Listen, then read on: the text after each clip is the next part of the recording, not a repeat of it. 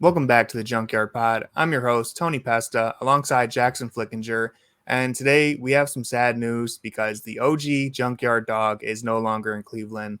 Lamar Stevens was featured in the sign and trade to bring Max Strus to the land, and as well as Jetty Osman, who holds a special place in all of our hearts, especially Jackson. So I want to Yes. start off with, pouring one out for our two OGs as they head off to San Antonio, although Lamar Stevens, we'll see where he ends up now. But all is well in Cleveland because Cleveland is a city of champions once again. The Cavaliers won the Summer League championship with a perfect record, establishing themselves as one of the all-time great Summer League squads. It was a dominant performance and one that will not soon be forgotten. And one thing this podcast has to offer is our G League aficionado, Jackson, who has been desperately telling people about Isaiah Mobley and Sam Merrill for quite some time. But in all seriousness, this was genuinely one of the most fun summer league teams I've seen, just because everyone clearly bought into the team structure, and there was a number of unheralded, underrated prospects who really shined. So I think it's time to start off with Emoni Bates, one of the more interesting prospects of this draft class, and strangely, one of the more polarizing ones. Bates really played about as well as you could have expected for a 49th pick coming into the summer league.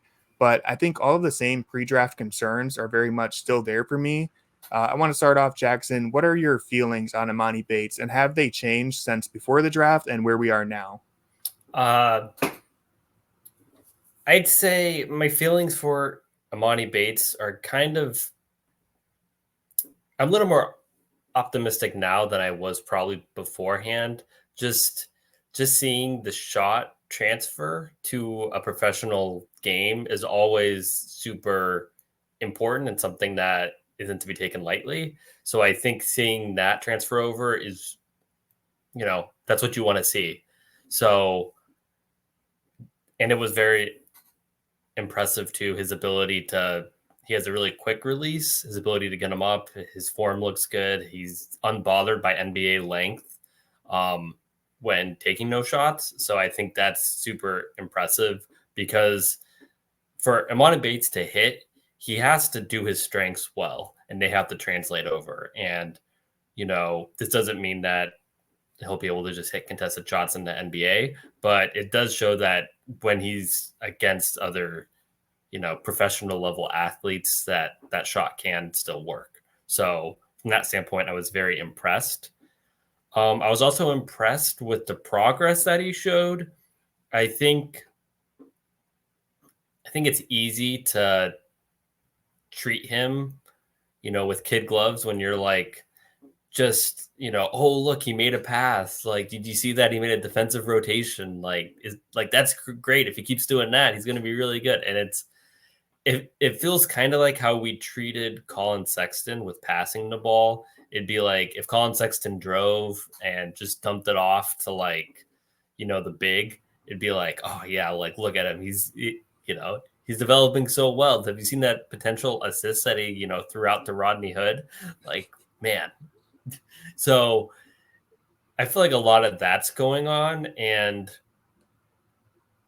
if that's kind of how we're going to keep treating him, then that just shows that he has such a long ways to go. Doesn't mean that it's impossible. He's 19 years old, but he shows that he can do those things. He has length. That length is going to translate if he wants to move his feet on defense. If he wants to play the passing lanes, he has the length to really be disruptive in that area. So if he does those little things, then yeah, sure. But he's going to have to do it for more than, a couple possessions a game for us to really start buying in. And it's just summer league. And he just had a couple days of practice with the team.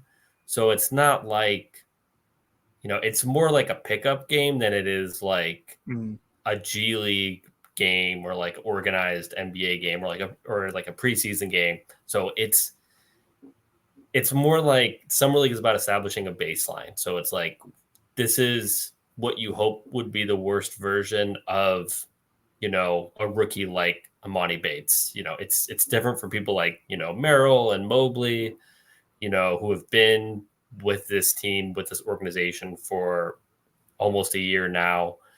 there's a different expectation, whereas Bates, it's, just about establishing a baseline.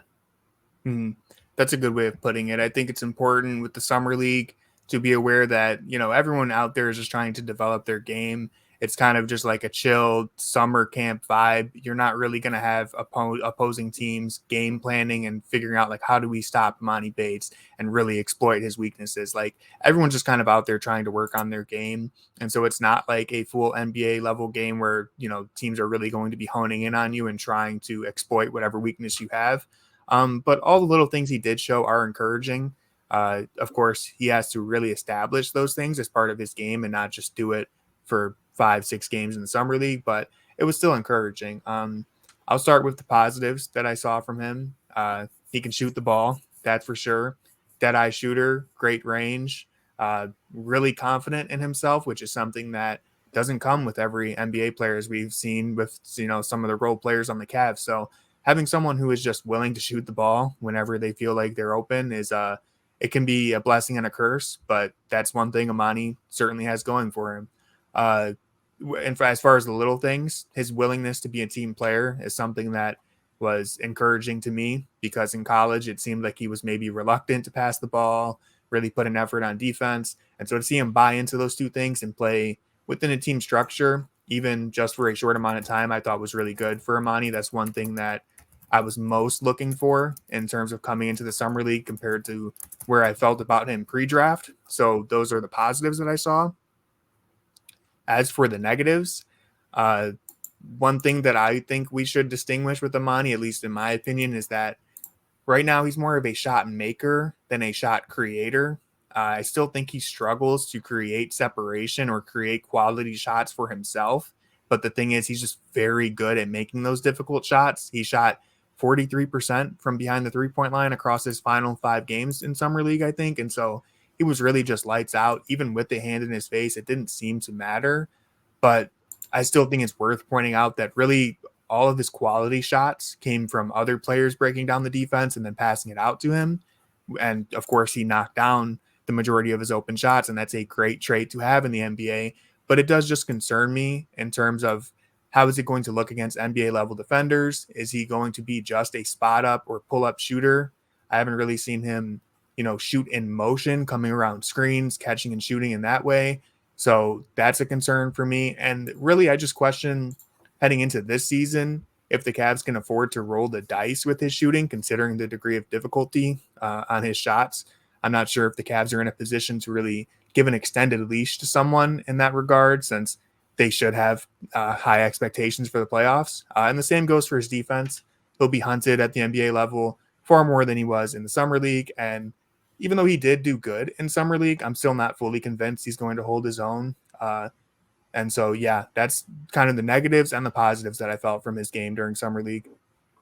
One thing that I think is important to keep in mind when you're talking about Bates, and you talked about in college him not showing a willingness to defend and trust teammates and stuff, like we need to remember that he was on an absolutely awful MAC team.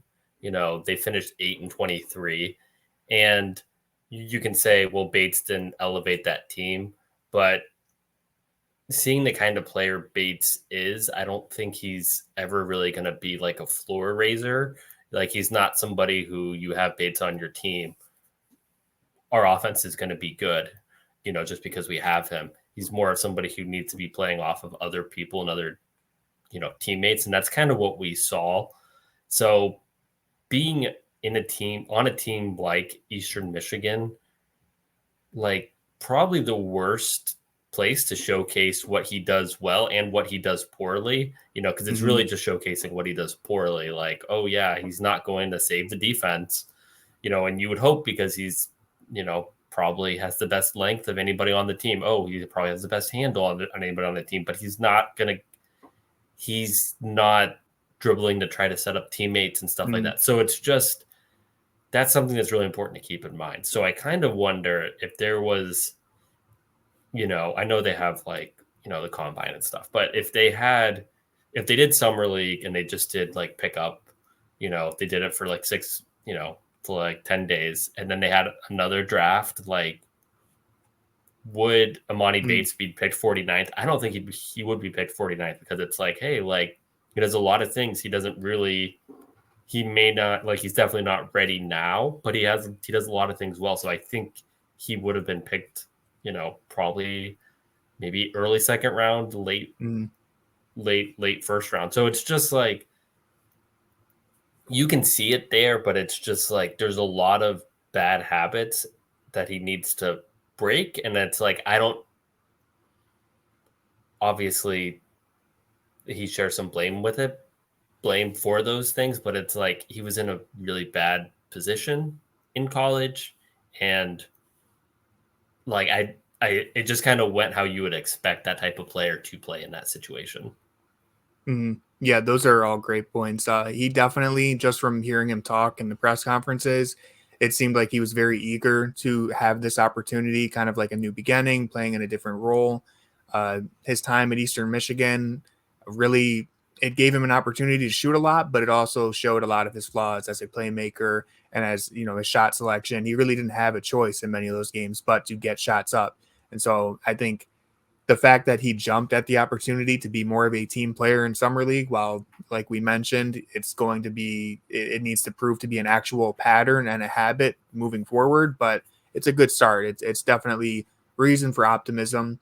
And I do want to back up just a little bit and say, like, he's 19 years old, so like basically every 19-year-old coming into the NBA has a lot of things they have to work on. And as a streaky volume shooter, he's kind of in the same boat as every other streaky volume shooter, in that he just needs to round out the rest of his game and prove that he can be a consistent shooting threat. But he certainly has the foundations of an elite shooter, and I think there is something to build on there. But the reality is, probably going to need some time in the G League to really round out the rest of his game, polish off the edges, and become a helpful player to the Cavs. Yeah, it's every NBA player has an elite skill for the most part. And I think the thing that gets you excited about Bates is that shooting is the most important skill. You know, Mm, you gotta make shots to win games. And he does it so well. So, and he has length. So it's like you can't have enough 6'9" guys who can shoot. Like any team, like, mm, it doesn't matter if you have Kevin Durant. It's like, yeah, well, we need another guy who does that too. So it's just that's what gets you excited. But one skill alone really doesn't mean you can stick around in the league. This is probably a good example of that is Sam Merrill, who has always been an elite shooter and showed again that he's an elite shooter. But there's other parts of his game that I think he's a well-rounded enough player to be, a rotation mm, guy in the league. But there's reasons why he hasn't been a rotation guy in the league so far.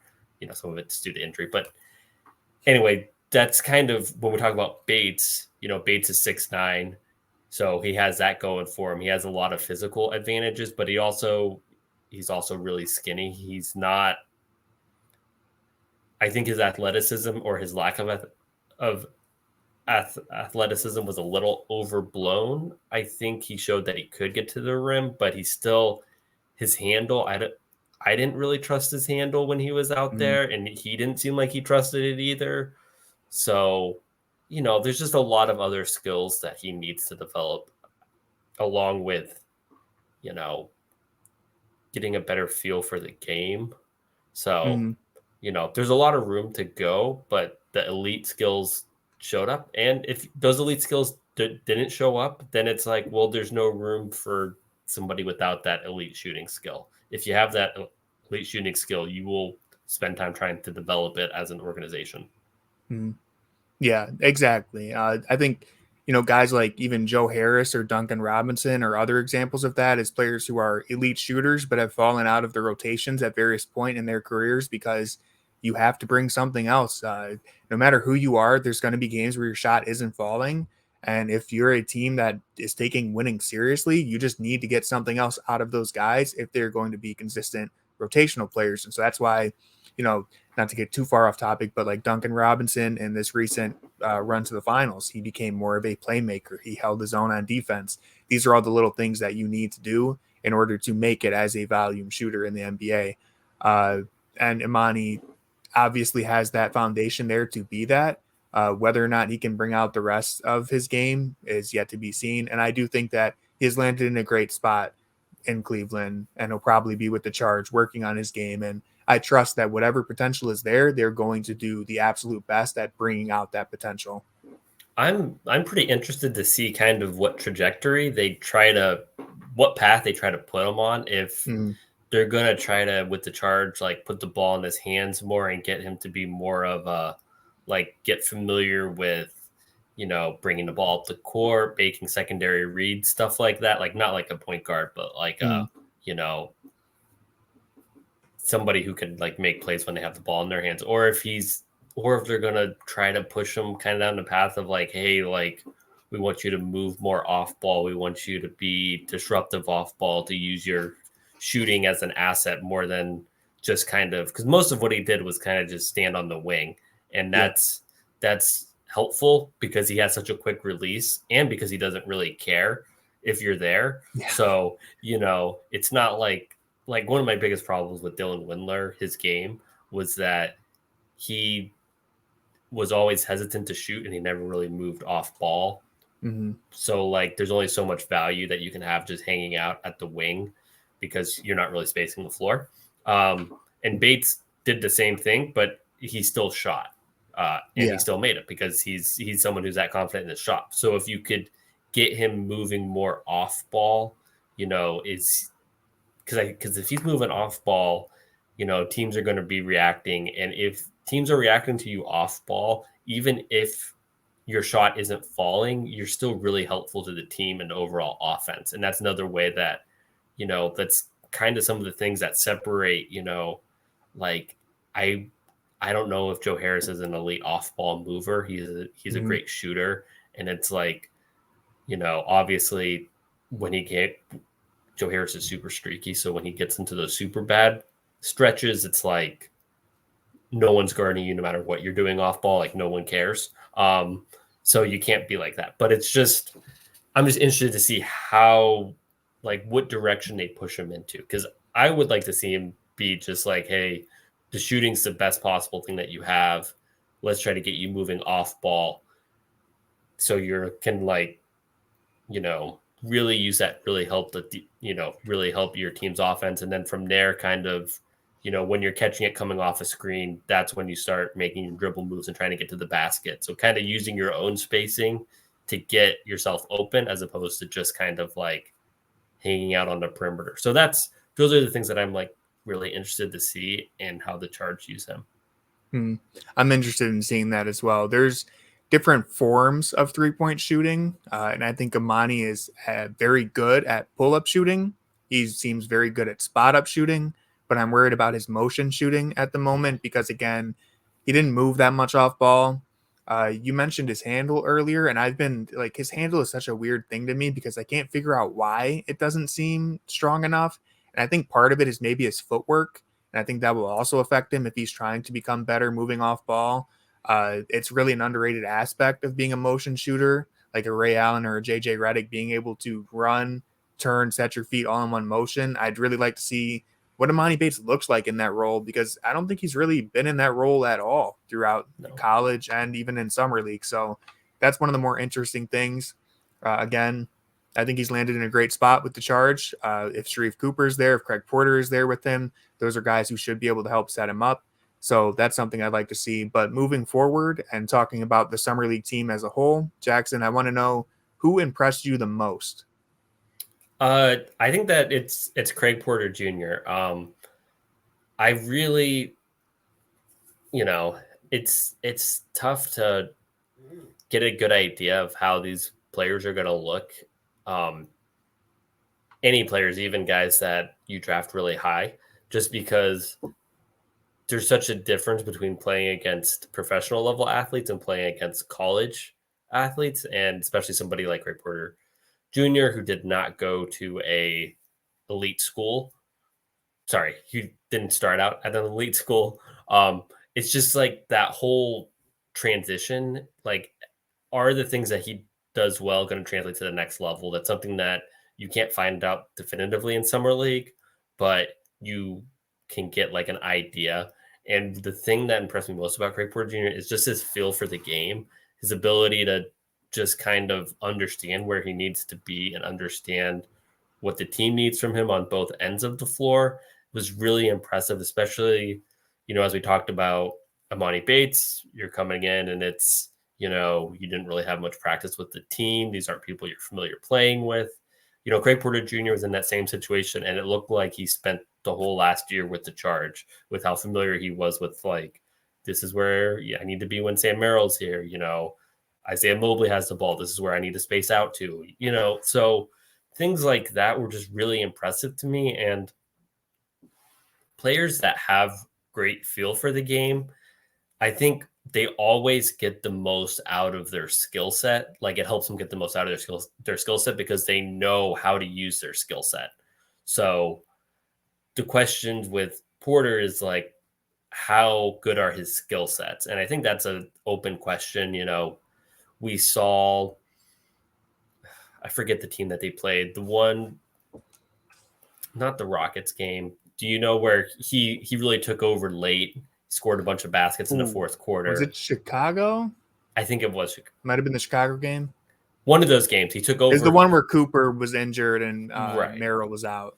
Yeah, so he took over late in that game and was just kind of like, okay, I'm going to like get to my spots and you can't really, I know how to get to my spots against this defender, and he really just did a good job of like creating space in those situations. And it's like, well, does he have the skill set to do those things at the next level? I think it's really fair to question that because, doing it in Summer League and doing it in the G League are two different things. I feel like the level of play in the G League is a little bit better on most nights than it is in Summer League. So, it's like there's questions about that, but you have to be excited about what you saw from him because it's like, hey, this guy can definitely, you can see a world where he's the team's backup point guard for like 3 or 4 years. Yeah, I mean, just as soon as you watch Craig Porter Jr., it's obvious that this dude can play. He has a feel for the game. When you listen to him talk, he's clearly a student of the game. He really grew up just loving basketball and studying it. He's mentioned Rondo as one of the players he modeled his game after.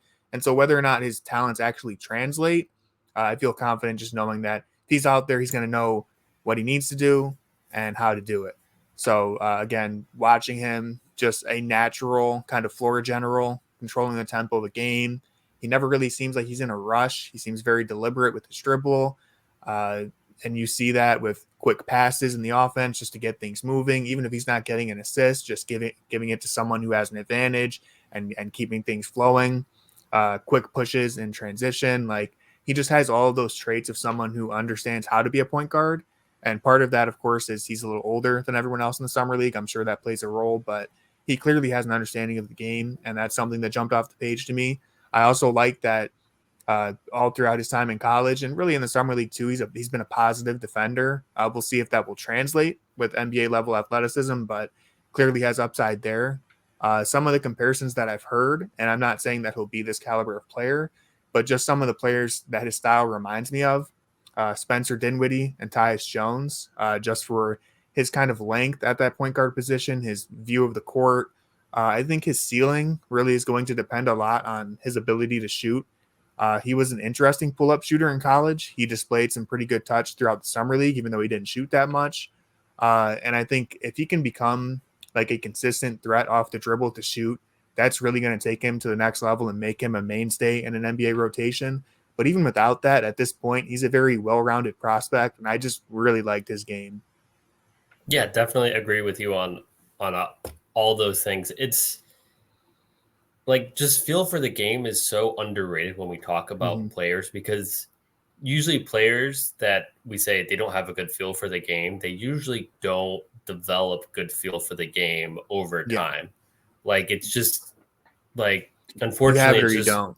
Yeah, it's one of those things that, and that's kind of, don't want to backtrack too far back to Bates, but it's like, if you have somebody who doesn't have a great feel for the game, you kind of have to always be putting them in the right system, like in like the right situation, like optimize their skills. Whereas somebody who has a good feel for the game, you can there's so many different like ways that you can use them, and they can always, no matter what the lineup is, they understand what's happening, they understand where they need to be, they understand their teammates' weaknesses, they understand their strengths. So it's, you know, it's really underrated, and just one of those things that it's like, you know, even when we talk about, like, I don't want to get too far off topic here, but like one of the things that like we heard with like Colin Sexton, and like we hear now with Isaac Okoro, was like they're like super hard workers. They're putting up so many shots in the gym, and it's like that's great. That's going to help them become the best version. That's going to help them round out their skills. But like, I think both of those players is like biggest weaknesses is their feel for the game. And you can't just put up 1,000 shots and just be like, oh, my feel for the game's there. It's different, and something that I don't know if it's players are like reluctant to kind of study that aspect of the game or like adjust their playing style, but it's just, you know, it just makes everything tougher to find like lineups for Isaac Okoro to play in, because you optimize. He was put in a position to optimize his skill set, but you never feel like you're getting the most out of him because he just doesn't display that feel for the game that you would like to see from somebody with his, you know, because he's really skilled. Like that's one of the things. Like Isaac Okoro is super skilled. It's just getting And the most athletic. out of him. Yeah, he's really good defender, really athletic. He's not a bad shooter. Like that's his shooting's not the issue. It's that you can't trust him to do anything besides take the shot in the corner or take one dribble drives. Yeah. And that's where it's like, that's the whole thing. So I really derailed this, but it's okay. But yeah, so like we're that's freestyling. So like that's that's why it feels so important. And that's why I don't like it's gonna be like, I think Isaac Okoro, even if he doesn't work out in Cleveland, I think someone else is gonna give him a job because he has a lot of skills and he has the body and he has the athleticism to be a really good NBA player. And you can always talk yourself into that. But Craig Porter Jr., he's going to be the best version of himself. It's just whether the best version of himself is good enough to be, you know, an NBA backup point guard or starting point guard one day. So that's the questions with Craig Porter Jr. But so that's what I was most impressed is his feel. Yeah, same. I mean, he's just one of those guys where, like I said, you watch him and it becomes immediately clear that this is a guy who knows why he's out there and knows what it takes to get an offense running and how to play within a team structure on defense. So really excited to watch him as he develops in Cleveland. I think I feel confident that he should be able to get a chance to at least compete for that backup point guard position at some point in his career, whether it's with Cleveland or another team. I have to imagine scouts are out there watching him and they're interested in how just well-rounded his game is. I mean, he's not really bad at anything. The big question is he going to be great at anything, or is he going to be at least be good enough at all those things to be a quality backup player? And yeah, right. he impressed me the most, mainly because, you know, you could probably say Sam Merrill or Isaiah Mobley were the best players for the Cavs Summer League, but we kind of knew what to expect from them, and they had the most experience of anyone on that Summer League roster. But we do have to talk about them because they were the two best players on the team, and I would assume one of them is your pick for who do you think is the most likely to play actual minutes this season, or just at least get minutes at all?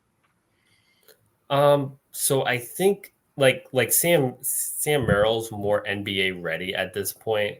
And I don't want to take like any shots at Isaiah Mobley because I think he is going to be NBA ready. It's just I think there's a lot more open questions. With Sam Merrill, you know what you're getting. And I think, you know, one of the things with Sam Merrill is he had a late start to his NBA career because of he went on a like the 2-year mission. So he was drafted later than most prospects were, and then he was derailed by injury. So he hasn't really got a good consistent chance to really show what he can do. And the shooting is very valuable. You see that right away when you see him shoot. It's just he has all the same questions that you have for anybody else who's, 6'4" and not exactly the most athletic player. Like, is he going to get picked on defensively? Is he going to hold up? What if his shot's not falling? Can he affect the game in other ways? And I think he showed in Summer League what he showed the whole time with the Charge in the G League is that, like, yeah, you're not going to be like, hey, Sam, go, shut down their best perimeter player. But he's not going to destroy your defense because you're constantly trying to switch and hide him. So, is it the Cavs desperately need shooting? It's what they need most. They need it more than anything. But with their backcourt situation, you don't really want to have Darius Garland, who is, still can get picked on, and, Sam Merrill in the same backcourt.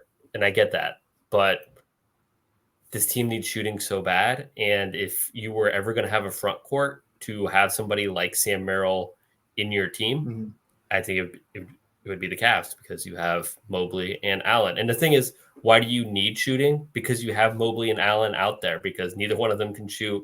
And, we can talk about what Mobley needs to do. I think he can, like, minimize his spacing concerns, but you need somebody like, Merrill because you have those two guys. So it's like, I think it's worth whatever trade-off you would have. And I think what he's shown is his defense isn't like a concern. He's always going to be in the right spot. He's always going to make the right rotation. He's going to try to take a charge. He's not going to not give the effort on the defensive end. It's just like, yeah, if you get a switch and you ISO him, like if he's going up against elite NBA players, like if James Harden gets an ISO on him, you don't like Sam Merrill's chances in that situation. Yeah. But that's kind of the trade-off of, hey, well, if you don't want to have Sam Merrill out there, then maybe you can't play two bigs. But we've decided that we're playing two bigs. That's fine. But you gotta make sacrifices somewhere else if that's what you're gonna do. Because having Donovan Mitchell and Darius Garland just pound the ball against the defense that isn't moving isn't that's not the way you can play. Absolutely. Shooting is their biggest need, and especially, as I keep saying, motion shooting. Sam Merrill is a guy who, I think the announcers were joking about it. He looked like JJ Redick out there, the way he's sprinting around these screens. He can catch, turn, and fire all in one motion. He shot almost 45% from deep during the Summer League, and I think he set like a couple different records for, I believe, most threes in the game, and then something with, most threes throughout the Summer League, or at least tied a record. He was just lights out. Obviously, he was much older than the competition in Summer League, but he also has a healthy sample size in the G League of being a legit shooter. I don't think there's any question about whether or not his shooting is at the NBA level. And even his defense, I think, looks solid enough to where, yeah, maybe he'll be picked on in specific scenarios, but I really think Sam Merrill is an NBA player. The concern is with this team, like, you're battling for minutes over Garland, Mitchell, LeVert playing possibly backup minutes in the backcourt. Ricky Rubio, to some extent, the Cavs could be giving him another chance. Ty Jerome, like, there's just a lot of guys fighting for minutes there. And the Max Strus addition doesn't help him because they have added some motion shooting. But I still would love to see Merrill get an opportunity at some point.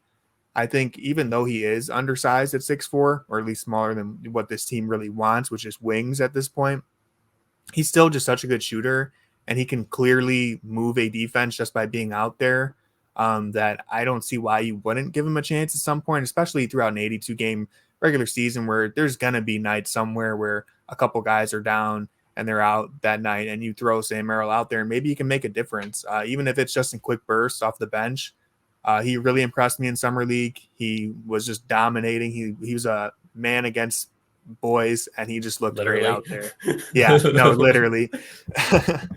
But yeah, I think you're going to see Sam Merrill get an opportunity out there, because even like Max Strus is really a great comparison for him. Or when you looked at Miami's offense, they just had guys running around screens, catching, even if they didn't shoot. As soon as they caught it off that screen, they were a threat to shoot, and that gets the defense moving. And when we saw the Cavs really kind of collapse against New York, it was because it's really hard to score on a defense that is set up while Darius Garland or Donovan Mitchell are just pounding the ball. And that's not a knock on any of those guys because they are great with the ball in their hands, but you need some motion going there. You need some openings for them to be able to attack, and that's what Sam Merrill has the potential to provide.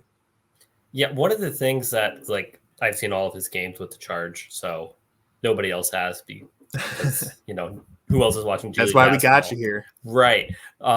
So, like, there's a difference between, like, oh, yeah, he's a 40% shooter and, oh, he's a 40% shooter, but he's also helping out your offense in, like, a million other ways because of he knows how to use his, like, shooting ability to most disrupt an offense. Because if you're, it's like I feel like I need to stop, saying bad things about previous Cavs players.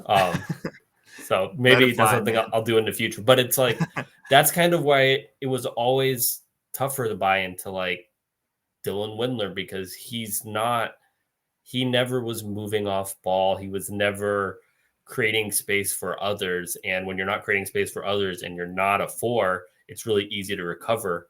So you're not really providing a whole lot of spacing. So what Sam Merrill does is he, because Dylan Windler, it was never a question about his shot. He was a 40% shooter as well, or like near there. It's just when you're shooting 1.5 threes a game, it doesn't really do anything. Mm-hmm. So, Merrill creates those looks for himself, and you kind of, but, like, more importantly, he creates a lot of great looks for Isaiah Mobley, mm-hmm. And it's like, well, if he's with Jared Allen, he's going to create good looks for Jared Allen. He's going to create good looks for Evan Mobley. He's going to create good looks for anybody who he's with. And that's why I think, like, hey, you need somebody like Sam Merrill out there. Like, when we start talking about the rotation, it becomes tough, especially because we know JB runs an 8-man rotation, but it's like, mm-hmm. maybe the answer is let's not run an 8-man rotation. Have we thought about that? A few more guys. Right. And that's the thing where it's like, hopefully this season JB trusts more guys, because it felt like one of the biggest problems with the Cavs in the playoffs is that, like, hey, well, nobody respects, Dean Wade, Ricky Rubio, Isaac Okoro as shooters, so we can't play them. So we're going to run Cedi Osman out there with, like, the starting 4. Mm-hmm. And that's fine. I think that was a fine conclusion to come to. But Cedi Osman played with, like, those 4 guys very limited minutes. He played more minutes with them in the playoffs than he did in the regular season.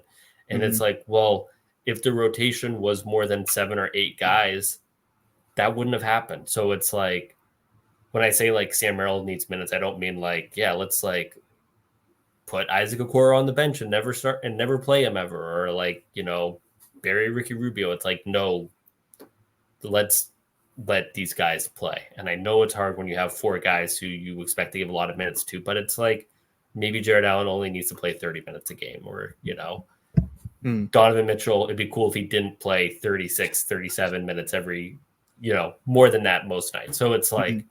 that's is something that I would like to see the Cavs do a better job of. And when and last year, it makes sense. Like, do you really want to, if Lamar Stevens is your 9th best player, do you want to see who your 10th best player is? Like, I get that. Mm-hmm. But the Cavs should have more depth now. So Sam Merrill, somebody who is deserving of minutes in that context.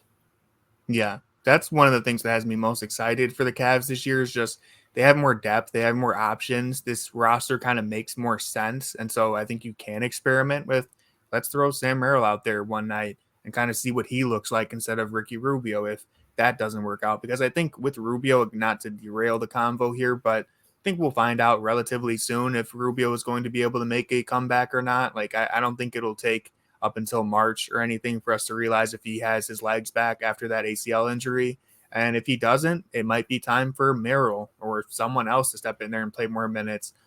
You mentioned Isaiah Mobley. I think this is a good time to transition because I mean, that 2-man game between Merrill and Mobley was giving everyone problems in the summer league. And I think it just shows how well both of them can play team basketball at a very high level.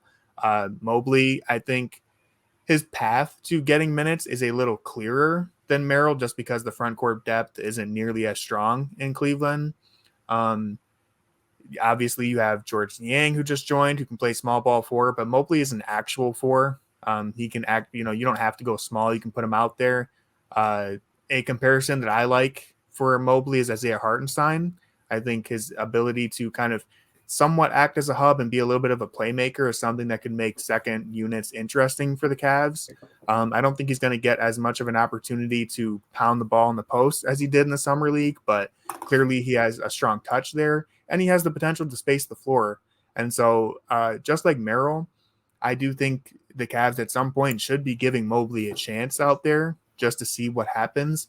I don't think there's any point in having these extremely talented guys on the fringe of your roster and not trying to see what they have to offer. So I would like to see Isaiah Mobley get some minutes during the regular season as well. Yeah, it's tough. Mobley's in kind of like a weird situation because like we saw in that final game against Houston is they didn't have anybody who could guard him. So it's just like, let's feed this guy in the post because we're trying to get this win. And a lot of nights in the G League, like when you go to a lot of G League games, you realize the biggest gap between the NBA and the G League is actually centers, because you get some guys who are like big but like are so slow footed that they're like Taco Fall level slow footed. So it's like, yeah, there's a reason why you're 7 feet tall and not in the NBA. It's because you don't have the foot speed. And you get a bunch of like, I want to be the next Draymond Green. I'm 6'5". I'm really here to, be really tough. And it's like, those are Isaiah Mobley can confidently beat both of those archetypes in the post. That's not a problem. He has such a great feel for the game. He sees the double team coming. He'll pass it out. Sometimes he sees the double team coming and he'll like pump fake pass, and then he's able to, get to his spot. So it's like, from a G League standpoint, we don't have anything more to learn about him as like that type of player. But also, I also don't know if he's ready for like to be the backup center just yet. He's still, can he get contested rebounds against NBA size bigs? Like, I think that's a very open question. I'm pretty confident that he can function offensively, even if he's not just getting the ball in the post, because he has a good feel for the game.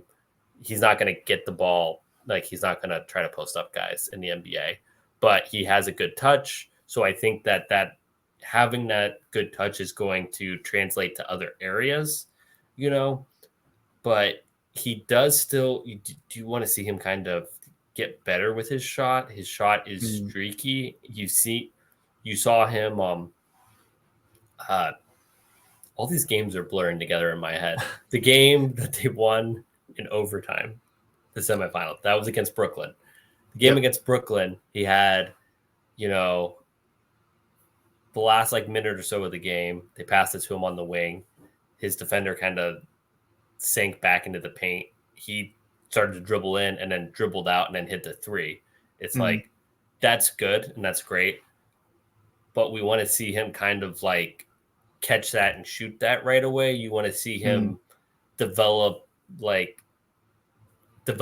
spacing, because he took a bunch of threes in the G League, but teams were okay with that. It was like the Larry Nance Jr. situation where it was like, hey, we want to get Larry Nance Jr. like, we want him to become like a 3-point shooter. And everyone was like, that's great. Keep shooting those threes, man. And that's, when the defense says that to you, that,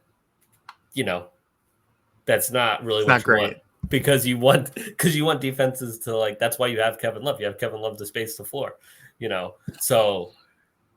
And that's why it's really interesting when you talk to Isaiah Mobley. He always talks about like wanting to be like Kevin Love. Like, I want to do these dribble handoffs. I want to be doing these quick passes. I want to be a shooter. And that's, because that's kind of his path to the NBA is being Kevin Love light, because he's not the most athletic guy. Like, he moves like Evan Mobley, like in the sense that he walks like Evan Mobley, but he doesn't get from one side of the court to the other like Evan Mobley. And that's fine. That's why he is much more, I think he's much more well-rounded as a passer and as a shooter, because he's been forced to develop those skills in a way that Evan hasn't, because Evan is a freak. So, that's where it kind of gets interesting, where it's like, if Isaiah predominantly plays in the G League this upcoming year, he's going to dominate, because we already know he can't. He did that last year, and he's going to keep doing it. But for him to take that next step, he kind of needs to be against NBA level competition to like really show that, hey, he needs to get rebounds. He needs to be more of a shooter and stuff. So, I'm excited. Like, if there's anybody I believe in Isaiah Mobley to become what he needs to be a rotation player. It's just kind of like, I don't know if he's going to be providing minutes in 2023, 2024. Could be 2024, 2025 is when you're getting like Isaiah Mobley's our backup center. We don't need to worry about that, just because he needs to still mature physically and stuff.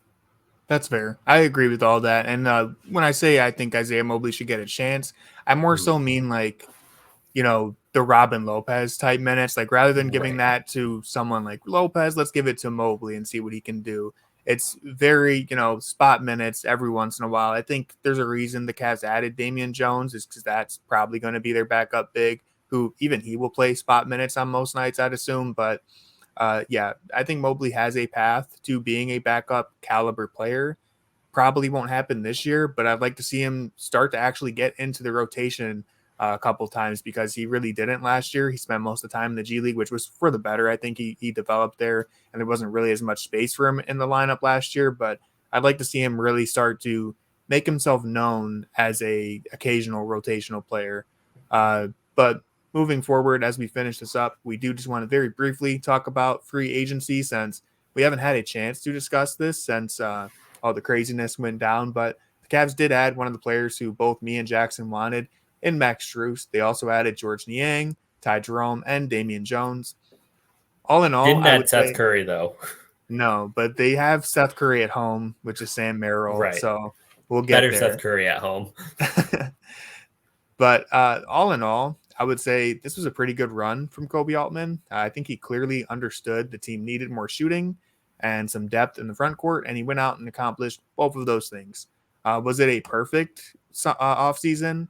Not necessarily, considering there's still the gap at small forward.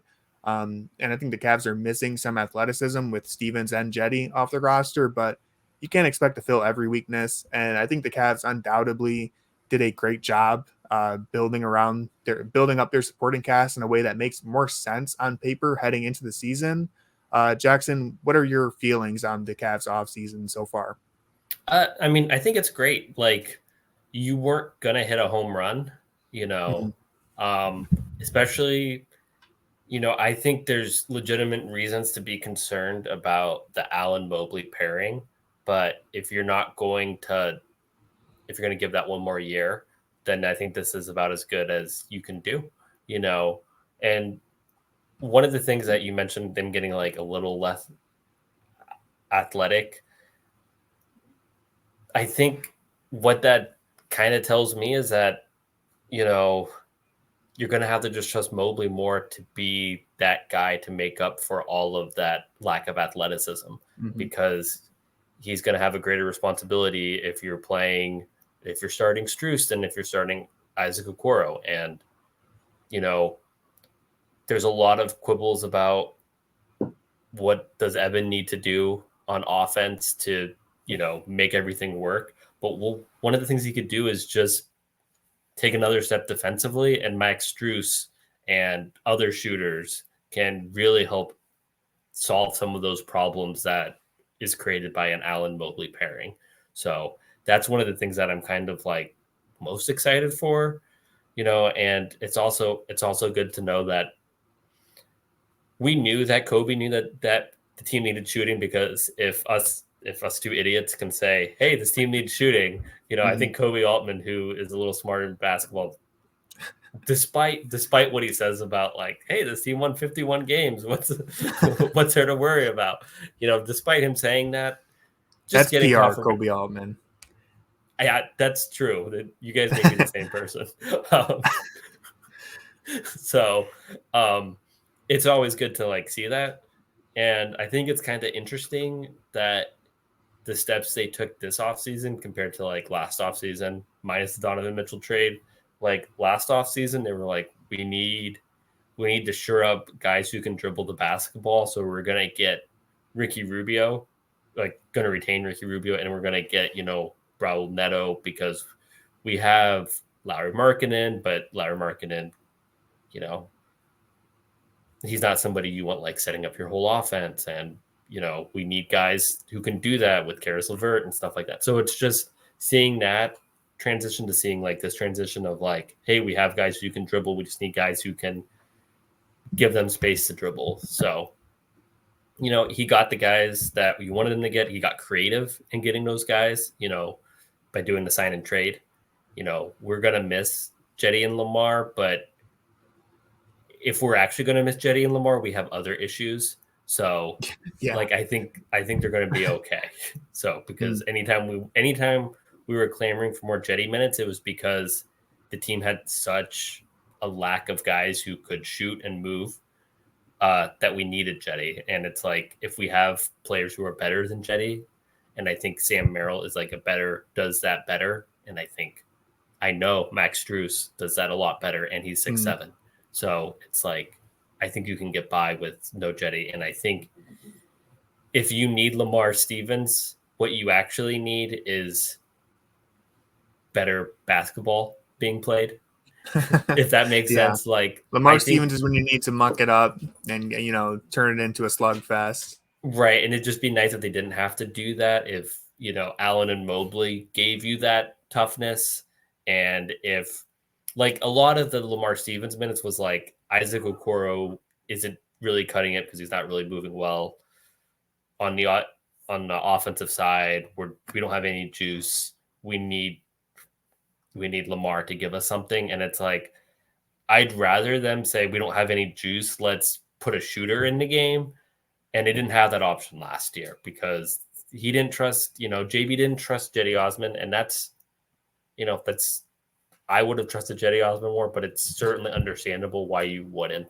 And I think there's more guys that you can trust. If you have more guys that you can trust, you don't need that skill type player anymore. So I think it's acceptable losses. So moving them and getting Strus and then still being able to get Niang, that's a huge win.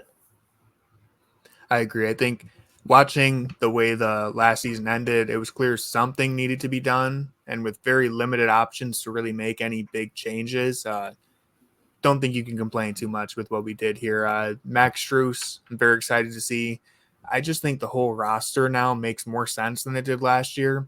And so now that you have a supporting cast that provides more spacing, I think the potential value they add to the offense will at least should outweigh any limitations they bring on defense. I think that's the calculation that Kobe is making. And I think it's a calculated risk, but it's worth the chance of seeing how this roster plays now. And very excited to see all the decisions that get made in terms of the lineups, the rotations, how they use these new guys, what it potentially unlocks to the offense if there is that added spacing that they really need. So really excited to see how that turns out. Definitely. But that's going to do it for this episode. I want to thank everyone for listening. Please subscribe. Me and Jackson are going to be covering the Cavs heading into next season. There's always something to talk about with this team. It's going to be a very interesting year. Cavs have a lot of expectations, and we're just going to have fun with it. So please stick around for the ride and go Cavs. We didn't even talk about Donovan Mitchell and the Knicks once, so that's great, right? We made it a whole episode without fear-mongering about Donovan Mitchell and the Knicks. So we'll save that for next time. Whole 3-hour podcast on Mitchell's ties to the Knicks coming up soon. So stay tuned, everybody. I agree. Go Cavs.